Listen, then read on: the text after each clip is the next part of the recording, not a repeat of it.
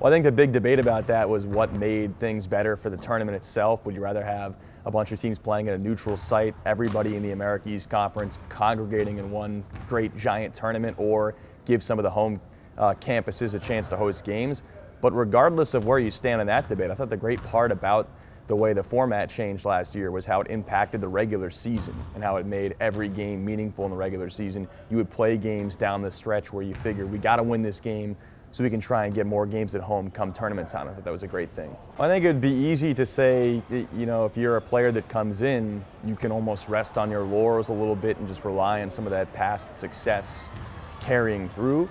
But I think the great thing about what these coaches and players understand is that you need to earn it. If you're going to continue to achieve that success, there's no shortcuts. One of the great stories that I've heard recently about this team is when Coach Becker told them after their long run last March, late into March in the CBI, you know, take a couple weeks off, take a breath here, and they show up the very next morning knowing they need to get stronger for next season, all ready to lift. So this is a group that works hard. They understand that that success has to be earned, and that's why year after year they show up and they're able to have that same type of success with different groups, including a whole new overhauled roster last year.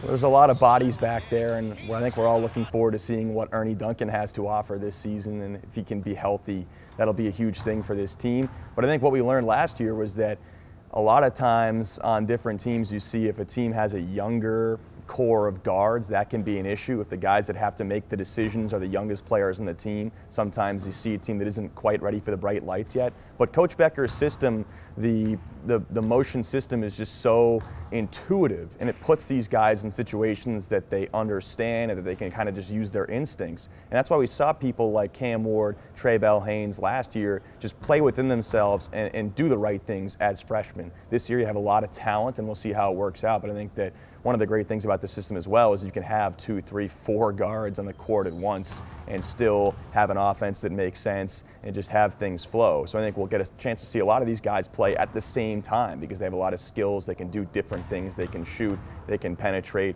You can create a lot of different lineups with this group as well. So I just think it'll be healthy competition and a positive this year to have all these talented guards. Well, it was kind of a function of opportunity, I think. I think Ethan always had that in him.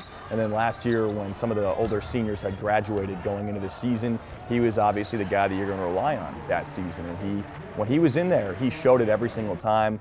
We all know, if we've seen Ethan play before, anybody who's seen him play, there's nobody that has quite that touch. If he's able to get the ball up on the rim, usually it's going to bounce in.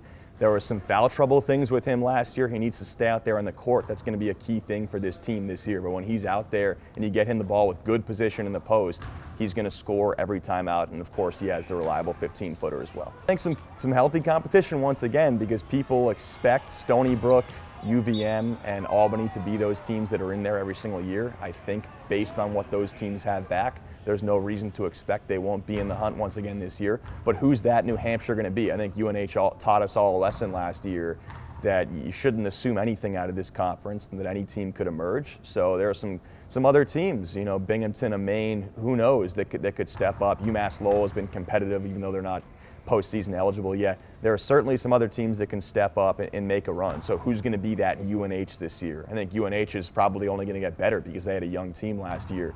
And we all know what the teams that are traditionally at the top, like Stony Brook, Albany, and UVM, can do. So I think that there's no reason, once again, to expect like they won't be in the mix. I honestly think, too, this year, the one thing that I was thinking about going into this conversation, this is a year where there's a chance for an America East team to get into the round of 32. You have a lot in the NCAA tournament. You have a lot of experienced teams. Albany's been there before in the NCAA tournament the last few years. Stony Brook, if they get into the tournament, they have Warney and Purifoy. And UVM, they showed last year with this young group, they played with some big teams, some big conference teams as well. So I think if a team gets into the tournament in the right spot, there's a chance they could actually win a game in the round of 64 in the NCAA tournament.